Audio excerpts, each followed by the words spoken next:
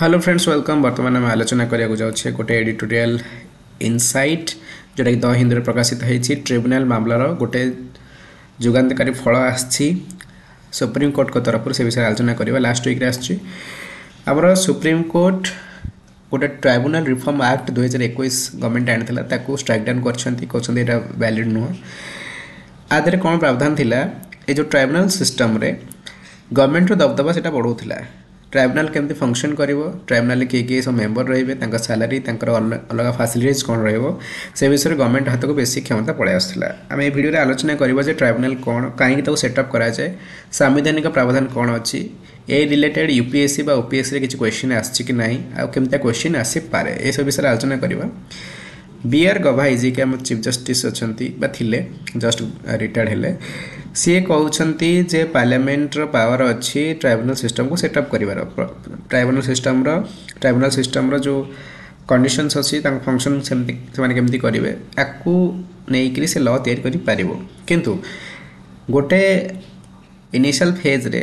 Modi government बा BJP government NDA government से गोटे जो ट्राइब्यूनल रिलेटेड गोटे ऑर्डिनेंस आनी लॉ पास न करी राष्ट्रपति द्वारा गोटे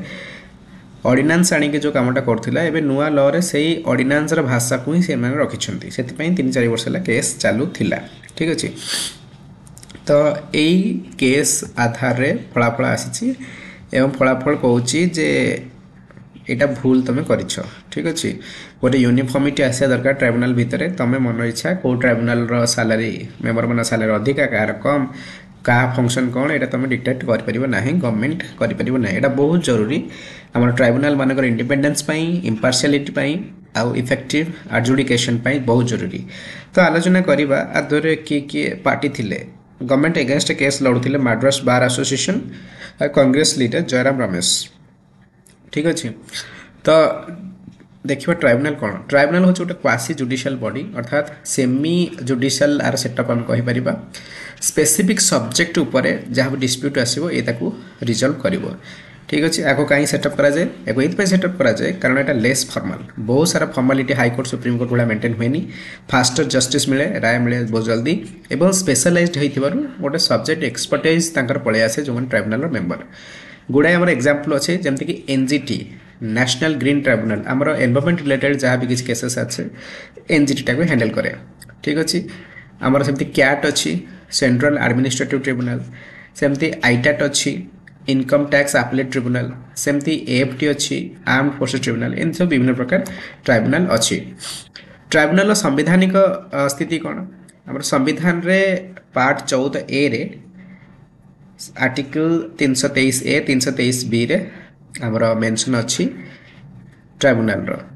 42तम संविधान संशोधन रे आपको इंट्रोड्यूस करा जायथिला तो बर्तमान देखा किसी क्वेश्चंस एमसीक्यू आकार यूपीएससी 2019 रे ट्राइब्यूनल रिलेटेड गोटे एमसीक्यू आसाला 2019 रे यूपीएससी प्रिलिम रे पचारुछि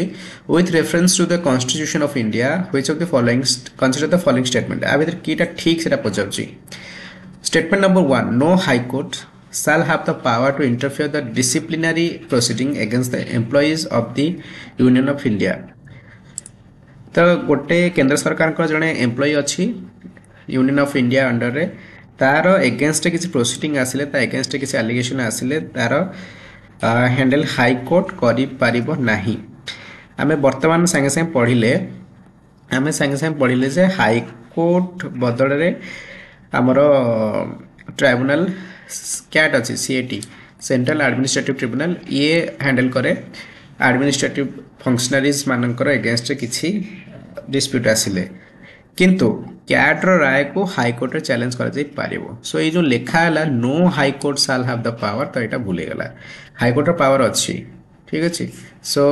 स्टेटमेंट नंबर 2 कहूँ the administrative tribunal can hear appeal against the central administrative tribunal CAT बा सेंट्रल एडमिनिस्ट्रेटिव ट्रिब्यूनल यहाँ तार एगेंस्ट अपील आसिले एडमिनिस्ट्रेटिव ट्रिब्यूनल हियर करि पारिबो एटा भी भूलेगला कारण कैट एगेंस्ट जहाँ भी अपील आसो सी आउ को ट्रिब्यूनल को जीवनी सी जीव सीधा हाईकोर्ट को सो से ऑप्शन नंबर डी है राइट आंसर दीटा एक स्टेटमेंट भूल अच्छी प्रथम स्टेटमेंट ये भूल है कारण आर्टिकल 226 अंडर हाईकोर्ट पावर अच्छी जुडिशियल रिव्यू से कैट तार हाईकोर्टर जुरिस्डिक्शन को नहीं पारिबो नाही